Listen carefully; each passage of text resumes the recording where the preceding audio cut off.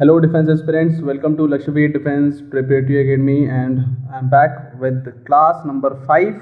Yes, it is class number 5. We already completed 4 classes. अगर आपने अभी तक नहीं देखी है तो definitely do watch those classes. Those are very good classes. Very important vocabs have been covered. और इस क्लास में भी हम बहुत अच्छी vocabs cover करेंगे. Ultimately, it will help you in your upcoming NDA and CDS 2025. Okay. So without wasting any time, let's start. So first word जो है आज का है, आज के सेशन का जो फर्स्ट वर्ड है that is Angénieux. Angénieux means which is clever, original and inventive. ठीक है. पार्ट्स ऑफ स्पीच क्या है इसकी? एडजेक्टिव. सिनोनिम्स देखना, क्रिएटिव, रिसोर्सफुल, इमेजिनेटिव. और ऑब्वियसली बात है जो ये तीनों चीज़ें होंगी वो कहीं ना कहीं इन्वेंटिव भी होगा, वो ओरिजिनल भी होगा और क्लेवर भी होगा. ठीक है. एंटोनिम क्या है? Unimaginative, dull and unoriginal. तो इसी वर्ड का यूज भी देखते हैं सेंटेंस में. The engineer came up with an ingenious solution to the complex problem. अब प्रॉब्लम कैसी थी? कॉम्प्लेक्स थी. तो सोल्यूशन भी कैसा आया? क्रिएटिव आया. क्रिएटिव आया, इमेजिनेटिव आया, ठीक है, इन्वेंटिव आया काफ़ी. तो इसलिए उस सोल्यूशन को क्या बोला? इंजीनियस सोल्यूशन बोला. इसी की तरह मिलता जुलता word ingenuous. Ingenuous means innocent and unsuspecting, जिस पे आप सस्पेक्ट नहीं कर सकते, जिस पे आप शक नहीं कर सकते, बहुत इनोसेंट है. ठीक है. जैसे कि हर ingenuous smile charmed everyone she met. ठीक है. एंड पार्ट्स ऑफ स्पीच इसकी क्या है? As a adjective. As a adjective. ठीक है. हर स्माइल, कैसी स्माइल? Ingenious smile. ठीक है. तो यहाँ पे इंजीनियस एज एडजेक्टिव यूज हो रहा है. ठीक है. Next is horde. Horde means होता है अ स्टॉक और अ स्टोर ऑफ मनी और a valued object, typically one that is secret और केयरफुली गार्डेड. कुछ ऐसी चीज़ जिसको जो in the form of stock भी हो सकता है, मनी भी हो सकता है, कुछ भी ऐसी वैल्यूएबल ऑब्जेक्ट जिसको प्रोटेक्ट करके रखा हो, छिपा के रखा हो, सीक्रेट हो. ये एज अ नाउन और एज अ वर्ब दोनों तरीके से यूज होता है. जैसे कैश, कैश मेमोरी आपके उसमें होती है. ठीक है. Then reserve. अमास. अमास एक वर्ड होता है जैसे ग्रुप ऑफ पीपल भी होता है. ठीक है. ग्रुप ऑफ पीपल को भी हम अमास बोलते हैं. कलेक्शन ऑफ थिंग्स को भी बोलते हैं. ठीक है. देन स्क्वेंडर, बिखरा हुआ है. वेस्ट, जो यूजफुल नहीं है इतना. डिस्ट्रीब्यूट, बांट देना. ठीक है. It is not collected, it is not stored, it is distributed. अब एज अ नाउन और एज अ वर्ब दोनों यूज देखो इसका. The squirrels horde of nuts, जो उसने कलेक्शन किया हुआ था, जो उसने छिपा के रखा हुआ था, was hidden in the tree. Then verb, as a verb कैसे यूज होगा? Misers tend to hoard their wealth rather than spend it. Tend to hoard. Misers कौन होता है? कंजूस. कंजूस का काम क्या है? अपनी वेल्थ को होर्ड करके रखना. ठीक है. स्टोर करके रखना, छिपा के रखना, सीक्रेट बना के रखना. तो वो माइजर्स का काम है. वो खर्च करने के बजाय उसको छिपा के रखते हैं, उसको होर्ड करके रखते हैं. ऐसे सिमिलर वर्ड है होर्ड. बस ई आ जाता है और नाउन पार्ट्स भी होती है सिर्फ noun. A large group of people, a teeming crowd और अ थ्रॉन्ग, मतलब जो ग्रुप ऑफ पीपल जो काफ़ी एक्टिव है, एनर्जेटिक है. A horde of tourist descended upon the small village. Small village की तरफ चलने लगे. ठीक है. नेक्स्ट है सेशन. सेशन सी वाला. ठीक है. ध्यान रखना, एक एस वाला भी सेशन है, एक सी वाला भी सेशन है. ठीक है. दोनों की पार्ट्स ऑफ स्पीच नाउन है. मीनिंग क्या है इसका? The formal giving up of rights of property और टेरिटरी बाय स्टेट. जब कोई भी एक स्टेट, कोई भी एक गवर्नमेंट जो है किसी चीज़ को कानूनी तौर से प्रॉपर फॉर्मल जो है छोड़ देती है. छोड़ना, जैसे सरेंडर करना.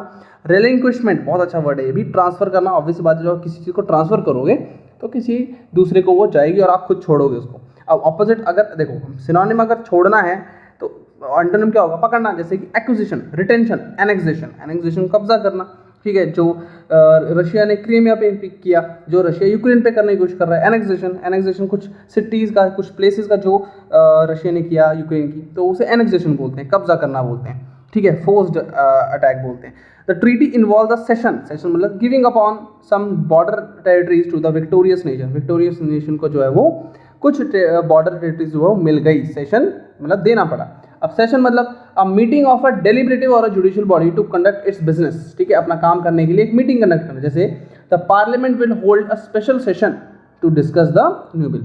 ऑब्वियसली एक आप कह लो कि बुलाया गया है कि आओ भाई बैठ के बात करते हैं. ठीक है. एक सेशन कंडक्ट करते हैं उस सेंस में. ठीक है. नेक्स्ट है आपका फेन.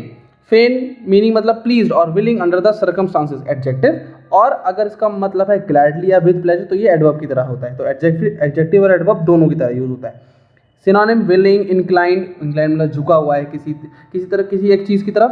वो आप कह लो कि इंक्लाइंड है, झुका हुआ है, अपना रिझाव रखता है, वैसा. रेडी, बिल्कुल रेडी है. अनविलिंग, रिलक्टेंट, करने का कुछ मन नहीं है. ठीक है. लोथ का मतलब भी सिमिलर वही होता है, रिलक्टेंट एंड अनविलिंग. ठीक है. Next adjective. As a adjective use देख समझना जरा. He was fain to accept the offer, मतलब कि he was willing to accept the offer. as no better alternative was available. Obviously कोई better available नहीं था ऑफर, तो इसलिए उसको वो ऑफर एक्सेप्ट करना पड़ा. एडवर्ब की तरह she would fain have stayed longer but duty call. अब देखो अगर ये एज अ एडवर्ब यूज हो तो उसका मीनिंग हल्का सा बदल जाता है. उसको अच्छा लगता वो ग्लैडली रुकती, बट उसकी ड्यूटी की कॉल आई, that mean she need to go now. अब ये समझना, ये जो एडवर्ब है ना, ये देखो वर्ब, हेल्पिंग वर्ब और मेन वर्ब, ये भी एक हेल्पिंग वर्ब है, ठीक है, ये आपका मेन वर्ब हो गया. तो कहीं ना कहीं ये यहाँ पे प्लेस्ड है, तो इसको हम बोलते हैं मिड पोजीशन एडवर्ब.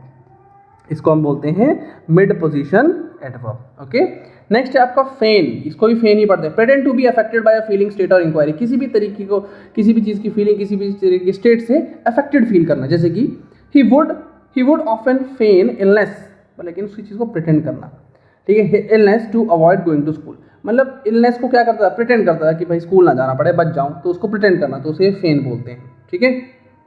नेक्स्ट आपका लोथ. लोथ मतलब होता है रिलक्टेंट, किसी चीज़ को ना करने का मन, अनविलिंग, ठीक है. एडजेक्टिव और एडवर्ब दोनों होता है. डिसइंक्लाइंड आप कह लो, ठीक है. डिसइंक्लाइंड ये भी सेम ही है. देन इल डिस्पोज्ड हो गया, ठीक है, मतलब कि अगेन विलिंग नहीं है कुछ करने को, ठीक है.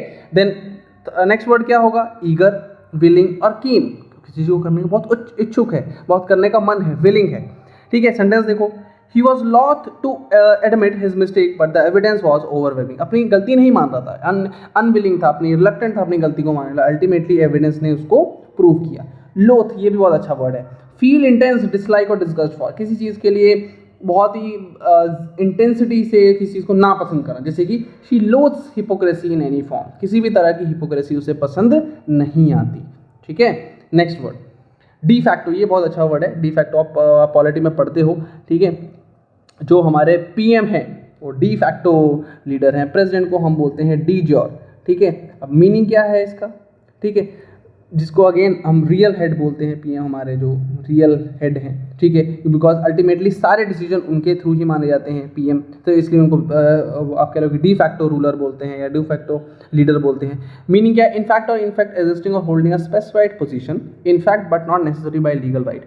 अब ये समझना कि पीएम को हम अपॉइंट कैसे करते हैं. It is more of a आपसी वोटिंग से, चलो ठीक है, ये हमारे पीएम होने, कोई ऐसा प्रोसीजर नहीं है, कोई ऐसा लीगल वोटिंग का प्रोसीजर नहीं है. प्रेसिडेंट की इलेक्शन होती है तो उसके लिए प्रॉपर प्रोसीजर मेंशन है कॉन्स्टिट्यूशन में, बट पीएम की ऐसे कुछ मेंशन नहीं है, तो वो डी फैक्टो बने. लेकिन पावर्स रियल में पीएम के पास ही होती हैं. ये एडजेक्टिव और एडवर्ब दोनों हो सकता है, जैसे कि in reality, actually, in fact. D जो इसका ऑपोजिट है, अगर ये नॉट बाय द लॉ है तो ये बाय द लॉ होगा, बाय द लीगल राइट होगा, अकॉर्डिंग टू ऑफिशियल और लॉ और ऑफिशियल रूल्स, ठीक है. सेंटेंस समझना, एडजेक्टिव और एडवर्ब दोनों उसमें. Although not officially elected he was the de facto leader of the community. De facto officially elected नहीं है, लेकिन वो डी फैक्टो है. क्यों? क्योंकि उसके हाथ में सारी पावर्स हैं, ठीक है. The country was ruled de facto by the military junta. Military junta मतलब कि मिलिट्री ग्रुप जिसने एक जगह को कब्जा कर लिया है, तो वहाँ से डी फैक्टो जो है वो रूल्ड बाय डी फैक्टो, मतलब कि रियल में उनको किसी ने इलेक्ट नहीं किया है, वो खुद वो पावर लेके बैठे, सारी पावर उन्हीं के हाथ में है. सेम चीज़ ऐसी है कि पीएम को म्यूचुअली इलेक्ट तो करते हैं आपस में, जो पार्टी मेंबर्स होते हैं वो आपस में सहमति से चुनते तो हैं कि हमारे पीएम होने चाहिए, लेकिन ऐसा कोई प्रोसीजर मेंशन नहीं है कॉन्स्टिट्यूशन में, ठीक है जी. ये चीज़ है. नेक्स्ट है आपका idiom, a blessing in disguise. A blessing in disguise में जैसे कि मीनिंग समझना, समथिंग दैट सीम्स बैड और unlucky at first but the result in something good happening later. मतलब कुछ ऐसी चीज़ जो इनिशियली लगता है यार बहुत अनलकी है, बहुत बेकार है, लेकिन अल्टीमेटली उसके रिजल्ट अच्छे होते हैं. जैसे कि losing that job was a blessing in disguise,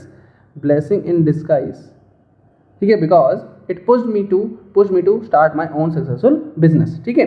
तो ये है कि इनिशियली मैंने वो जॉब लूज़ किया तो मुझे ऐसा लगा कि शायद ये मेरे लिए एक मतलब कि एक अनलकी हो गया, खराब हो गया, जॉब लूज़ हो गई, लेकिन ultimately it become a blessing in disguise for me, क्योंकि अल्टीमेटली उस जॉब के हटने के बाद मैंने अपना एक खुद का सक्सेसफुल बिजनेस जो है वो खड़ा कर दिया, वैसा, ठीक है.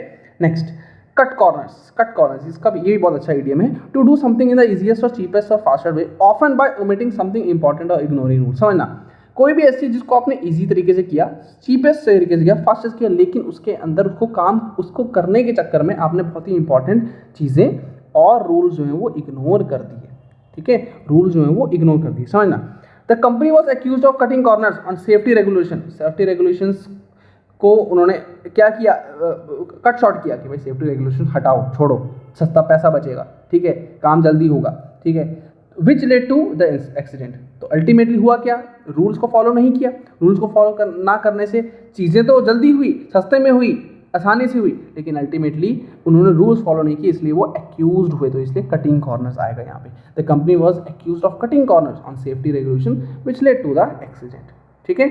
So these are the words for this session. I hope you are making your notes with me. If not, do definitely make your notes properly and do revising these words. If you want the PDF of this slide, it will be available on this Telegram. So see you in the next video. If you liked it anything and if you like these sessions, definitely leave a comment and let us know. Bye bye. Jai Hind.